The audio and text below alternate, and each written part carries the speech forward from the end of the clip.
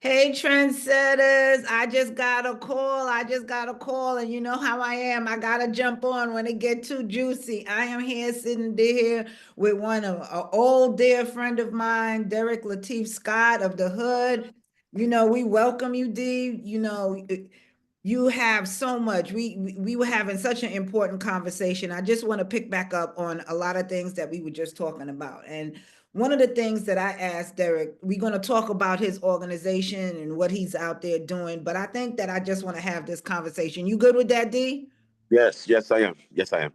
One of the things that we were talk that I asked him, I came straight out and I was like, D, what we gonna do with these kids? How are we gonna help them? How can we service the kids and they all crying? They crying out. I mean, they crying from all direction. It's that they hurting so bad. And everybody's just closing the door. They just keep going walking past and they screaming. They Right, screaming right now. They screaming right now.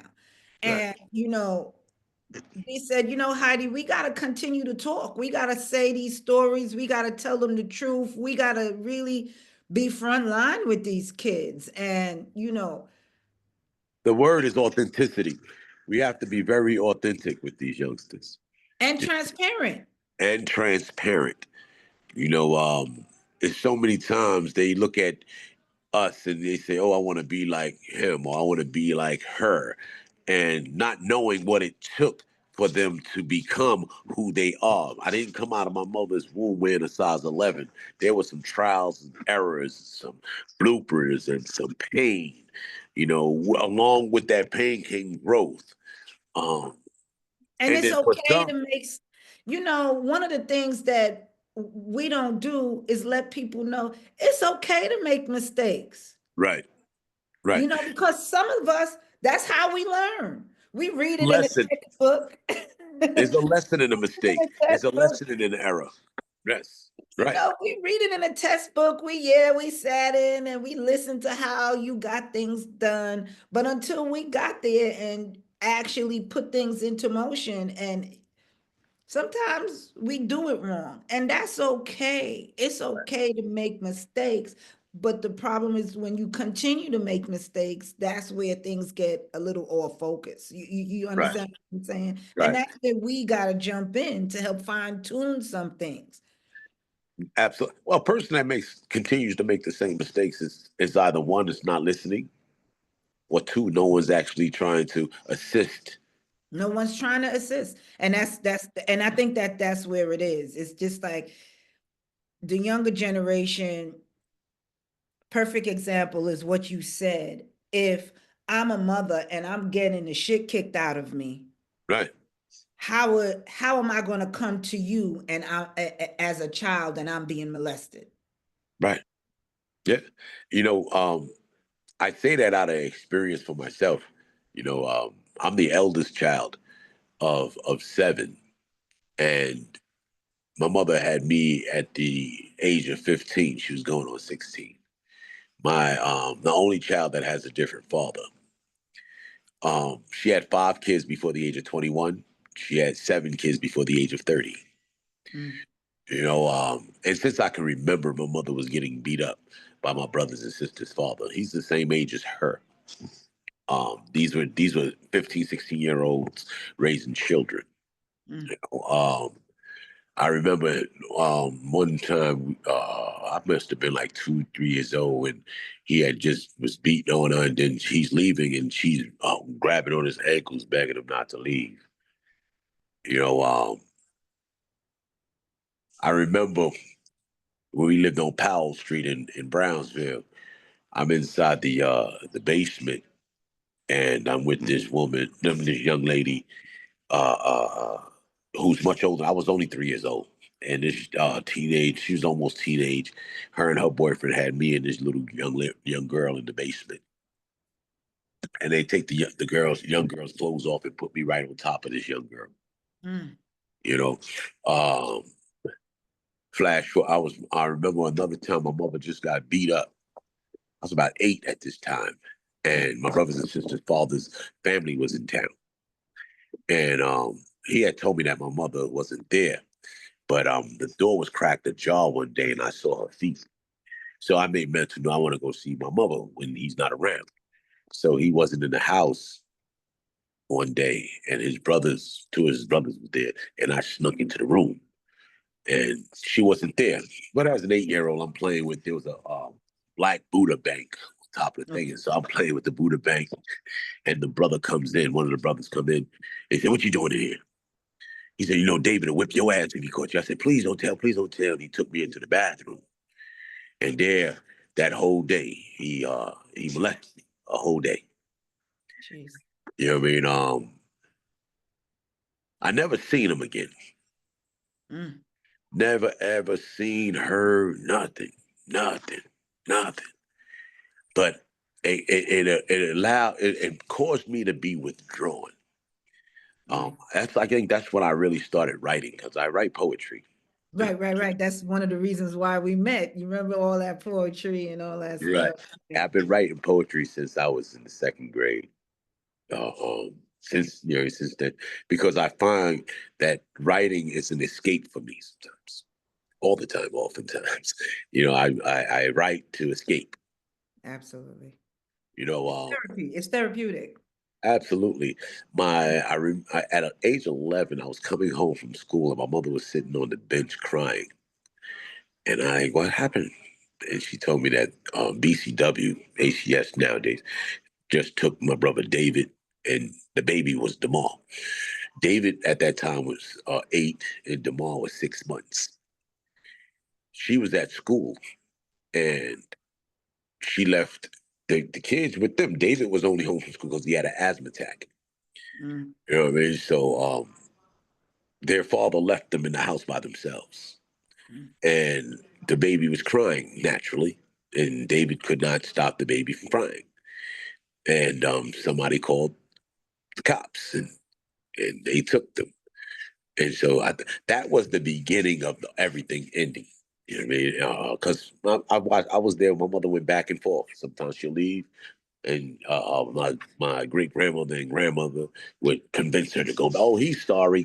To go back with him. Oh, he's sorry. Go That back. happens so much. That, oh my goodness. Oh my goodness. Yeah. But this was the where all that ended all.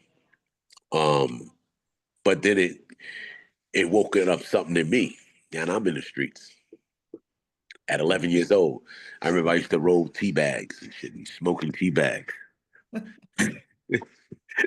And my mother used to think that I was following the in crowd when the crowd was following me. So I let her Yeah, think what yeah, yeah. yeah. So I man, listen, and then I remember I robbed the teacher at ninth point. I was in the sixth grade or something, and I got a superintendent suspension. And my mother was like, "That's it, that's it." She brought me down to BCW only to scare me. Right. Unbeknownst to her, my words was when the lady said, "You want to go away?" I said, "I don't give a f."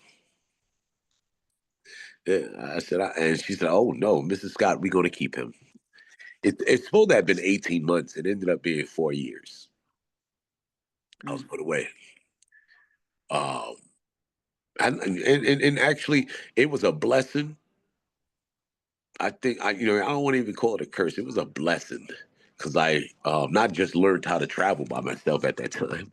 Because coming home on home visits, I was in the Abbott House, which was the main building was in Irvington, New York. And then if you're good inside that building or whatever have you, they had the dorms, Unit A, Unit B, Unit C, Unit D. Unit D was the main dorm of pain, they used to call it. Unit C was the when you're good in the other dorms, you go there getting prepared to go to a group home. I was in Nyack group home, and I was in Yonkers group home. Um, I also was in a psych ward for like 6 months. I was at 15. I had beat this guy with a mop ring or whatever, and he wouldn't stop. But they put me in a psych ward, and being in that psych ward, I don't know. I was playing around. I didn't care. I wasn't on no drugs or anything. So I was just there working out, doing. You had to go to school. I was 15 at the time. So they got me in there, and I remember this young dude that I knew. he came through. I'm like, what the hell you doing in here? We was talking, and he was more on some political stuff at 15. Yo, they can't do that. They can't do this. They can't do that. And mind you, I got like 5.5 months in, almost like 6 months. I had 6 months in already. And I didn't pay no mind. I went to the gym. When I came back from they call it recreation. I went to recreation. I came back from recreation.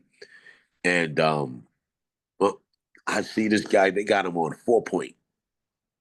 Wow. They gave him some needle to keep his mouth shut. And when I saw him, he's like, oh, I told you they fucking with me. And yo, that scared the hell out of me. The Wow. next day I went to the director. I said, when am I leaving? He said, oh, Yeah, how do I sign out of this? I hear you. I hear you. I hear you. the guy said, he said, Mr. Scott, he said, Mr. Scott, don't you like it here? I said, bullshit. I want to leave. They ended up they set up the plan to get me up out of there. I ended up leaving a week later. They put me in a group home in Manhattan. It's still an Abbott House group home, but it was inside of Yes. a Yes. co-op building on First Avenue between 28th and 29th Street, diagonally across the street from Bellevue. Um, I'm in there, and until I was like 17, 17, I came home. I graduated high school, uh, still in them streets. I hated bullies. In high school, I used to fight the bullies. The ones that called themselves jocks, because they were always, and so that was me. Because my brothers and sisters' father was a bully. Right. You know, make a long story. Within that time, in my early 20s, I went to prison, robbing drug spots and taking their bread and flushing their drug. I don't know. I was just weird, and You were traumatized. That's all yeah, it I was. And I didn't know traumatized. that I had PTSD until I came home from a prison bit. Okay. I came home in 2002. I left in '94. I came home in 2002, and when while I was away, I was more so nursing myself because I had a disdain for my mom Mm. because I felt that if my mom would have protected me, this would have never happened. I felt that if my mother didn't hold on to his ankles when I was much younger, let him go, this wouldn't have never have happened. So um, but then I had to think about the lady that raised her, because my mom was adopted as well. She found out her mom, her biological mom was going to, the word was that her biological mom was going to throw out the window, which was Mm. nuts. And this gentleman by the name of Walter Scott said, if you throw her down, you're going to follow right behind her. And whatever. And the mother, my grandma was like, yo, then you want to come get her?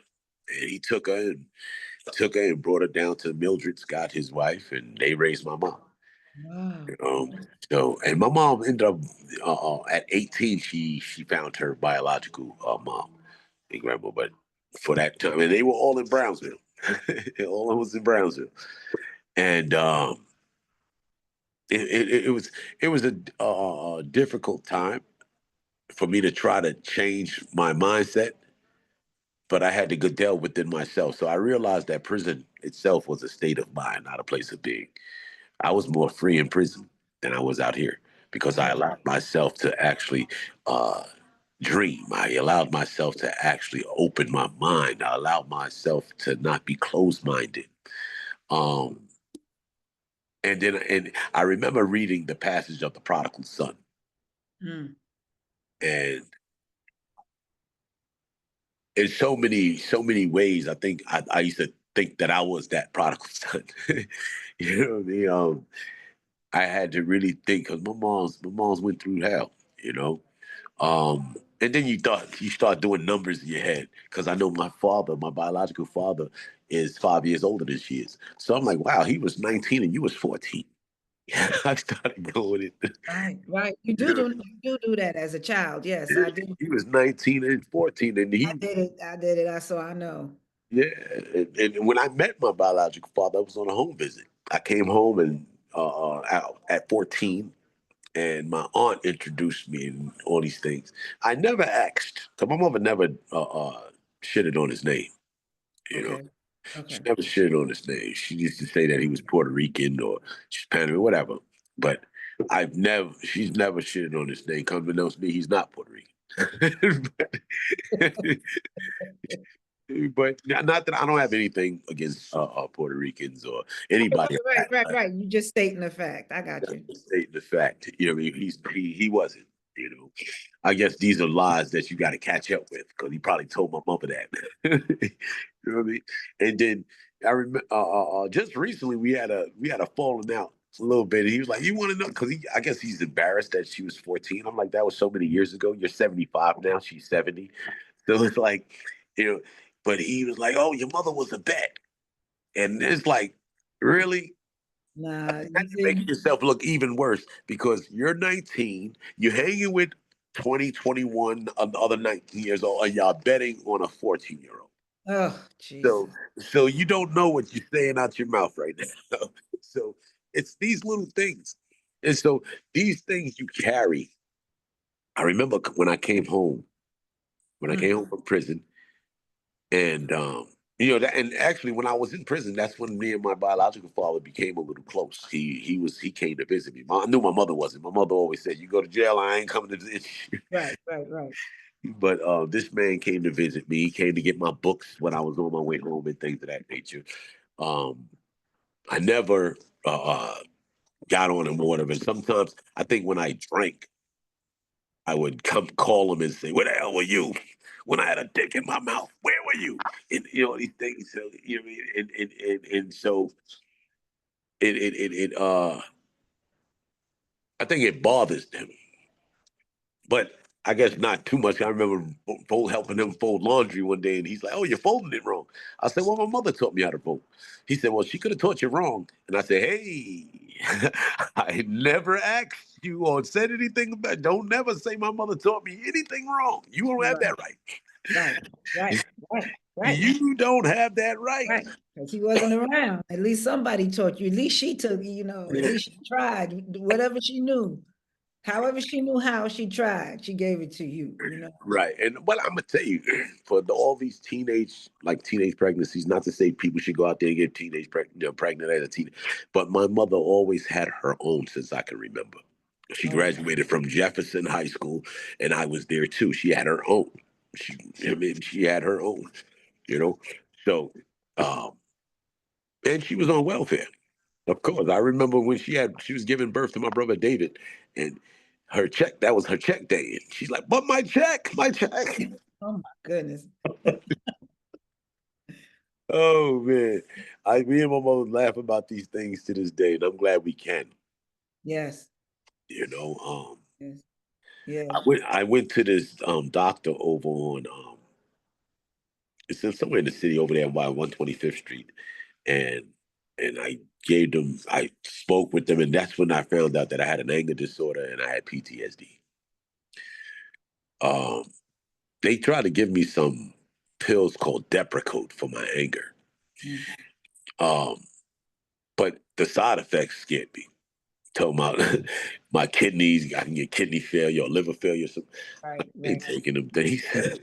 And what But they helped? actually removed them off of the market now anyway. They use different medication, Oh, so that's good. Well, this is 2002 I'm talking about. okay, okay. Yes. So they but what works continues to work is this right here. Corresponding, talking, having groups and talking to groups because I'm the closest one to my ears. So I'm talking whatever I'm talking to. If I'm talking to a youngster, if I'm talking to someone that's my whatever, I'm the closest one to my ears. So I'm actually reiterating it back to myself again, so that I can have that understanding, so that I can move forward. Oh, so yeah, it helps. It, It it does. it's very therapeutic for me to talk about it, to talk about life, to because and then at the same time to know that I can be saving another life who may be in danger or who have been in danger and going through certain things similar to what I went through. I mean, I didn't have anybody to talk to me, so um I do the talking for so Right. I can This is save one of the another. reasons why you said that you internalized and you just, you isolated. But now there's a world out there that you can help to heal. And, unfortunately, these things do persist in our communities. They still happening to this day. Right, Your story is very, very common, and everybody feels ashamed. And we talked about that too, right? That this word of embarrassed and right, ashamed because of their circumstances that sometimes we have to realize is out of our control. right. Most of what you encountered at a very young age was out of your control. Right, right. You- But yeah, and you're correct in that endeavor. But now you try to say that to a youngster who see me, I like to say I'm seasoned a little bit. you know, I'm a little bit, a little bit. uh, Um, I learned how to control it a little bit more because okay. at one time I used to, man, I was hating God. You know what I mean? Like, why would he let a man touch me? Yeah, there's a lot, there's a lot, there's a lot, there's a lot, there's a Why? lot. Why? Why? Why? And then it goes back to the Job. And then as a child, I'm like, Judge, Job didn't have a dick in his mouth. You know what I mean? So, you know what I mean? It was a lot.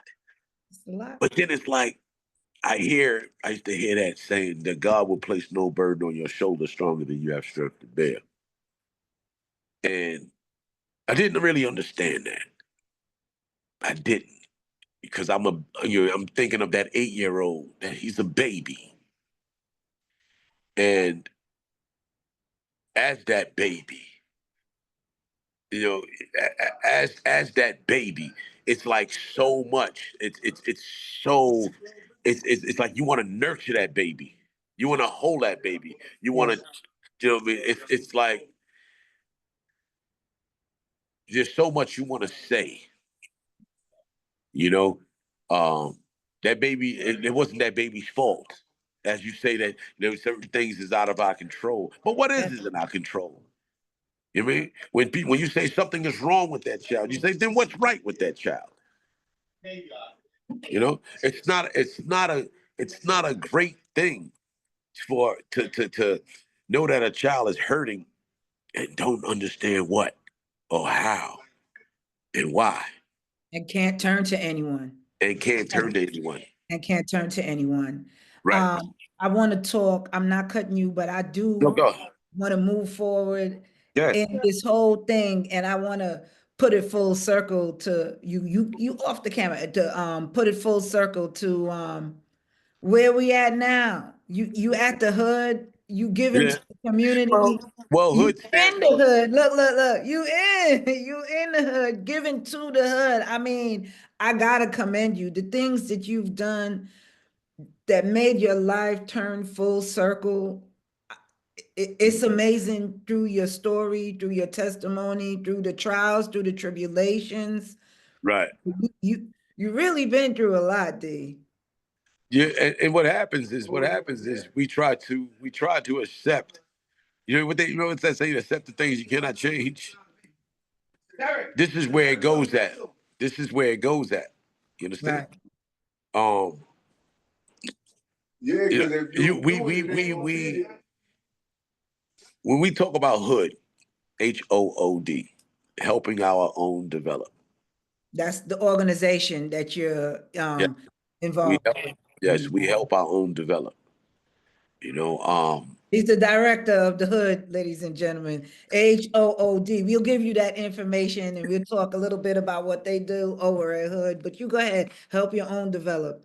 yeah, we help our own develop, and we start with staff, and we end up, with participants that are high risk, likely to shoot or get shot because of their high risk activity. Don't have an understanding why they're doing and what things that they're doing. You understand? Some of them was in my position are in my position. Some of them aren't. You don't know what these youngsters are going, but I can tell you nothing is wrong with them because Absolutely. once we say something is wrong with them, we got to find out what is right with them. You understand? Something happened. Something happened, and I think and I believe that it's on our shoulders who call ourselves adults who call ourselves a man or a woman to find out what's going on with our children, because just because you didn't have them doesn't mean that it's not yours, because you Absolutely. never know what child is looking at you and saying, I want to be like Heidi when I grow up. Right. Yeah, and Right. they don't necessarily have to be your blood daughter. They No. just see what you're doing. No. And you know, D, all these kids that I see, as long as my eyes is on them, you know that those are my kids. You know, Right, you met me in intervention. right, You understand I was a social worker over at NAS. So, you know, and they were families. right, They were families. right, They right, continue to be families, and those children continue to be my children. And like I said, as far as if my eyes see you and you a kid, you mine. So right, I take that responsibility. So right. yes, I'm the one that's telling you, pull your pants up, young man. It's 10 o'clock. Don't And that's belong in exactly what class. it is. A responsibility. You know, we have a responsibility. You know what I mean? The question is, now we say, oh, who am I responsible for? You're responsible for everybody that comes into your path. You understand? You're responsible to share your life experience, because they say experience is the best teacher. So allow my Experience is experience to teach you. that's right. Allow my experience, because the end result is these youngsters is going to have their own trials and tribulations. Why do they have to go through yours when you can actually tell them about yours? And Absolutely. so they don't have to go through yours and their own. You know, the thing is that if we have these conversations, and this is what I tell the younger generation, that through my experiences and me sharing them with you, you'll be able to see things coming. You'll be like, Right, oh, you know what? That's what Miss Heidi was talking about. And you could go right, off. You don't have to continue down that block. You'll be able absolutely, to recognize it and say, oh no, I remember when Miss Heidi said X that this was what was right, going on down that absolutely, block. You understand what I'm saying? But the problem is, and why we make the mistakes is because we don't have the communication with people, and people don't help us to no, see what's coming. You right, understand what I'm saying? It's just like when we are little, we're taught the stop sign means stop. right, If right, we can do these same conversations, that the stop sign means stop, that you can understand the red signal, you can understand the red flags, you can understand what it is, then I'm right, pretty sure that a lot of us won't get tripped up in what we get tripped up in. But it's like you said, we're not having those conversations.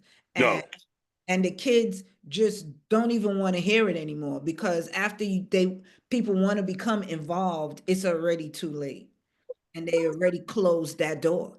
absolutely, absolutely, absolutely. You know, And so so this that's is why why I we, commend organizations like yours. I commend men like you. You know, you got on a hat that says king. You are out there doing that. You out there really trying to reach the unreachable. right.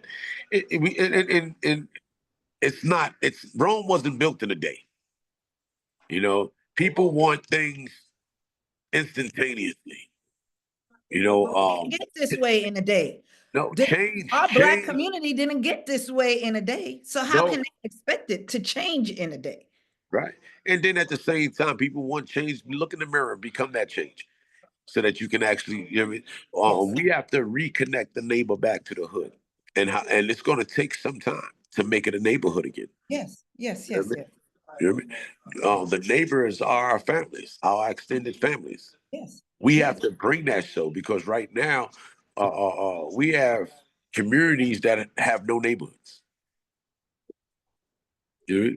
We have communities with no neighborhood. Communities is you should say common unity. Where Right, is the common unity within our neighborhoods? There right. is none. There aren't any. You know what I mean? So we those that are on the front line, we have to be more. We have to be legitimate. We have to Yeah. be authentic. We have to be authentic. We have to be of service to another. We have to be. But No, we no, have to also, and what's important is we have to operate in integrity. And right, I think that a lot of things that have been misguided is because things haven't been integrous. It's just like you saying, people get so caught up in titles, like you saying uncle, aunt, Right. grandmother, mother, and it removes the humanity from this individual, right? Right. Because there's an expectation, and this is where we get disappointed. Right. And their expectations be high. Their expectations are way too high. You Right. understand what I'm saying? You saying your mom was 15. She was trying to figure out her own life while trying to be a Absolutely. mom. I was a young mom. I know what that takes, that, that give and take sometime. You understand? You still having your own life experiences while trying to raise kids in theirs. Right. Absolutely. You know, Absolutely. and when there's no village, when there's no community, when That's people yep. pointing the finger at you because you 15 having 7 kids or whatever the heck it is, Right. when you But even with saying that, and these are the same people that talk about it takes a village, but yet they want to come down on you.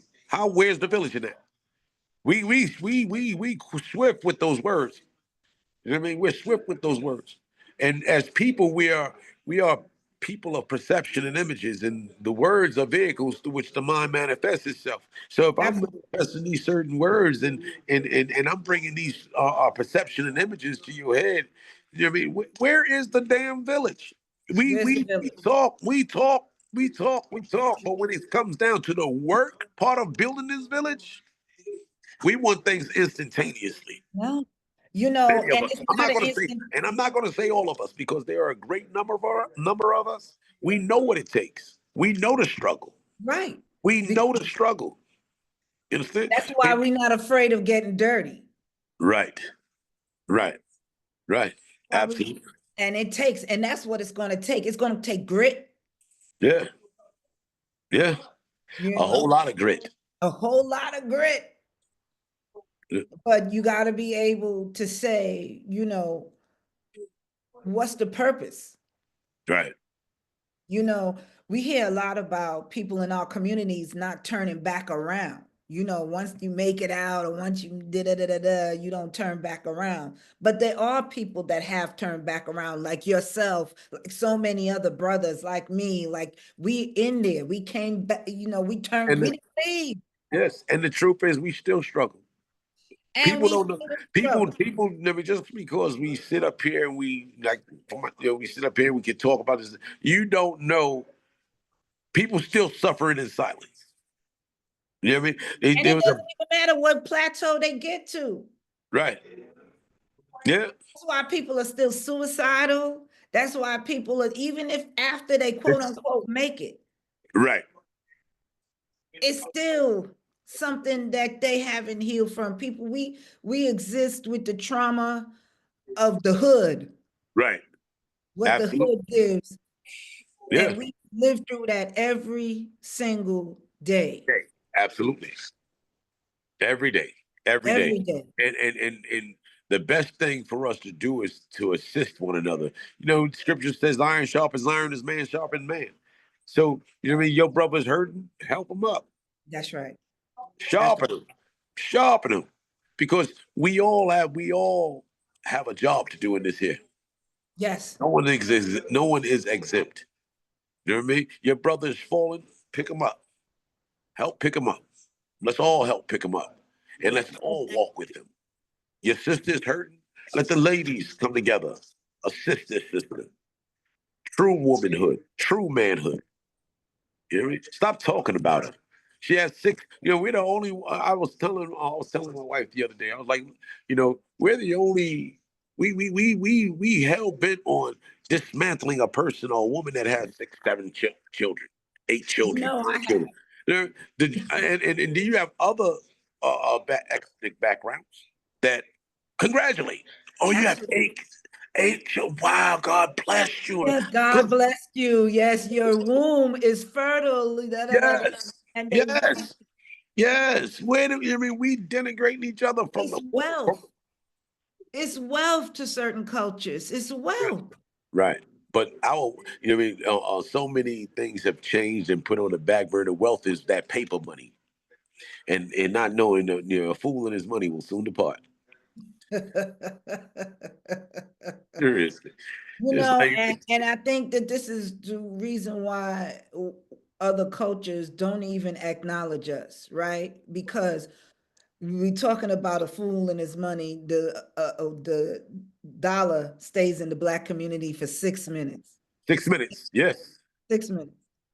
6 minutes. It circulates in the Black community for 6 minutes. So that means by the time my check is in the bank, it takes 6 minutes Right. before my check is deposited for it to go to someplace Yes. else. Absolutely. Six You know, minutes. money, it's like money burning a hole in our pocket, my mother used to say when we was kids. You can't just save it. Yeah. So talk to us about the hood. Talk to us about the Well, phenomenal work. Operation Hood started in 2016 February. Before that, I had co-founded an organization similar to Operation Hood, which was called SOS Save Our Streets. Yes. I remember SOS. Yes, we Yeah, opened up with SOS was founded in 2009, 2010. yeah, I And remember. so I've been in this field now 16 years. And it's an uphill, downhill battle. You know what I mean? It's one of those. You get there's two emotions that come out of here: Okay. joy and pain. Mm, You get joy out of the participants that we encounter, that we help change their mindset, and you watch them walk that dial. And then you're looking at the change talk and all these other things. They came in with one way, and now they're walking that walk. You know what I mean? And then there's the pain, the ones that we worked with mm. day and night, but still ended up getting murdered. That still ended up getting 24 years to life. That still, so that's that pain, Mhm. you Talk know. to us about what exactly does your organization? Who do you work with, and what do you do? Well, I have a great number of staff. The ones who helped start this hood um And what organization. is hood? What is Hood is hood? Hood is helping our own develop. We are a product. We are a project of JCC which is the Jewish Community Council of the Greater Coney Island. Hood, it means helping our own develop. There's a brother Andre Sharif Brown. There's a brother named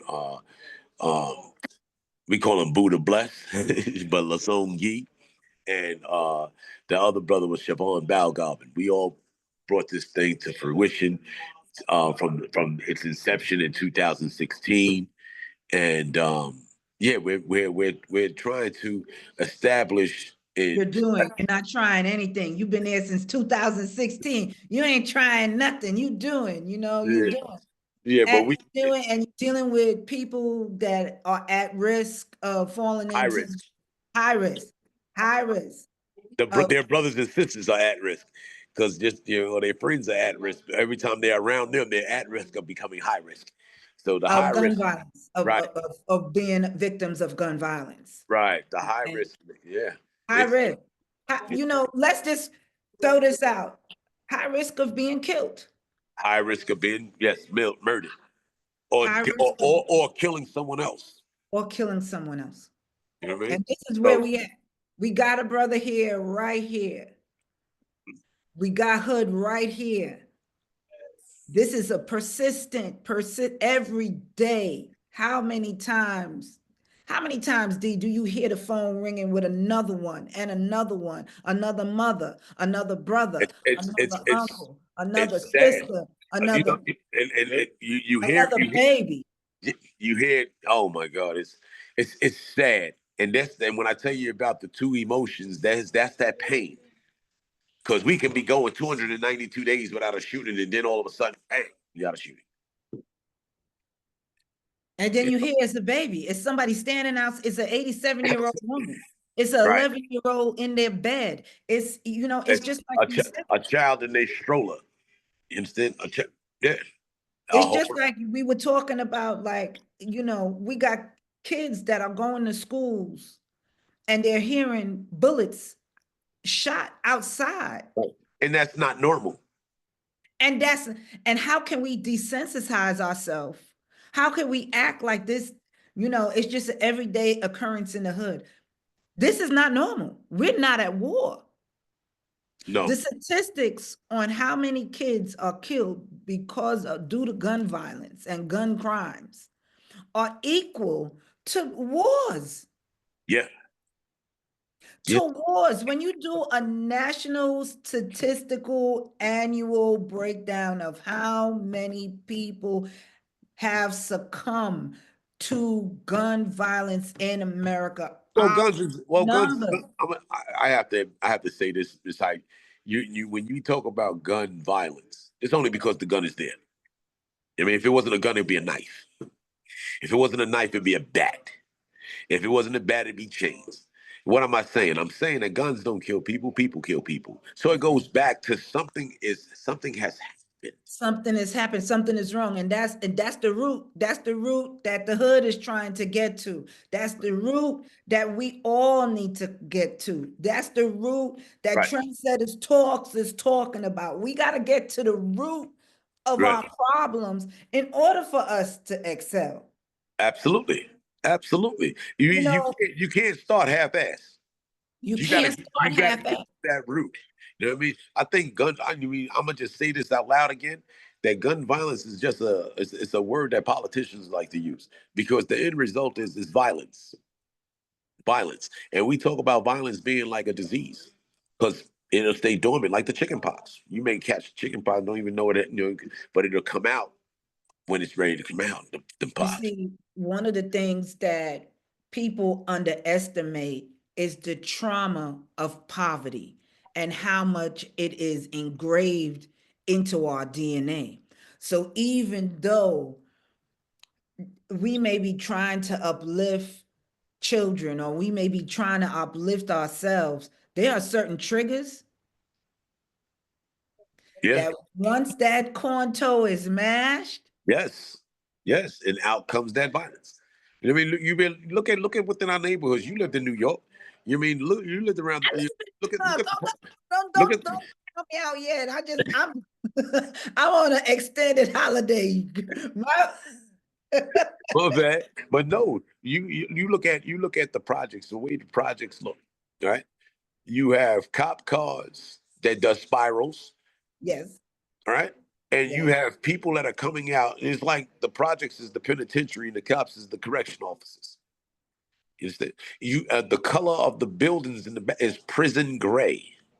So that's the pipeline from the projects to prison because it's the same color that's on the on walls in central booking.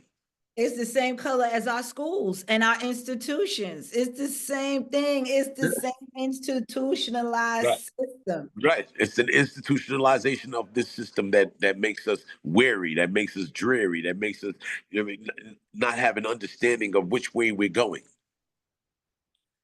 You know, and this is why we have a job to do. Yes, Those of us that call ourselves conscious and all this other stuff, it's all good. But being conscious in your own mind is one thing, but being delivering these deliverables, I mean, making it happen.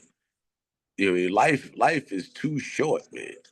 I'm watching young kids die by the dozen, die by the dozen. Here it is, I'll be 55.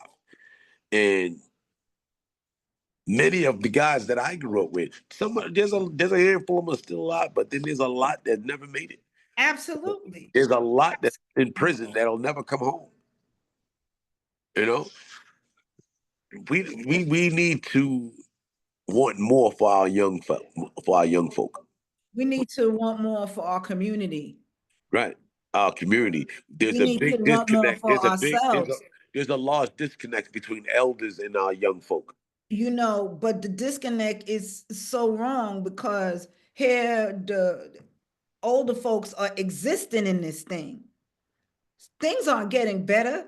We have food insecurity. We have hospitals closing. We have children education. We're an alarming rate of um, illiteracy. Mhm. We're talking about things that happened centuries ago happening now. Right. So when you say whoever, whatever generation is not paying attention, then what you paying attention to? That's a fact. That's a fact. You in it with us, regardless of where you standing. We all in this cluster together, and what you choose to recognize. You you know, the bad part about us as a community is we're looking outside of ourselves. We included in this. Yeah. Nobody's exempt.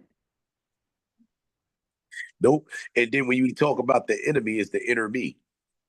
So you have to look at yourself. We ain't even going. We don't got that time today. That's why D gonna come back. Mr. Scott is gonna come back. Oh, you done touched on so many things. We got projects that we gonna collaborate with. Okay.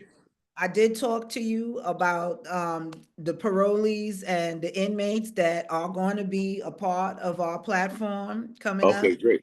And I want you to be a part of that. I want your team to be a part of that. I want your kids to be a part of that. I want your adults to be a part of that, whoever you can loop in. And we're going to do that together. But Derrick, I thank you so much for just taking this time and talking to us about so many important things and sharing your story with us. Like I said, you are part of Trendsetters.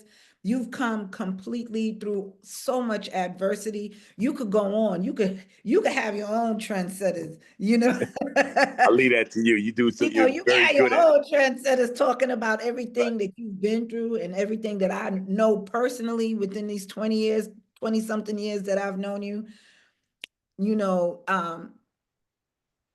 God bless you. Well, to God be the glory. To God be the glory.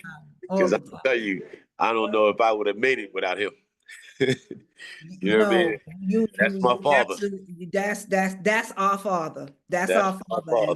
And that's all we have to do. We have to constantly give him the glory for all things. And I love you, my brother. Thank you again. I love you too. Thank you. Blessings and everything that you're doing.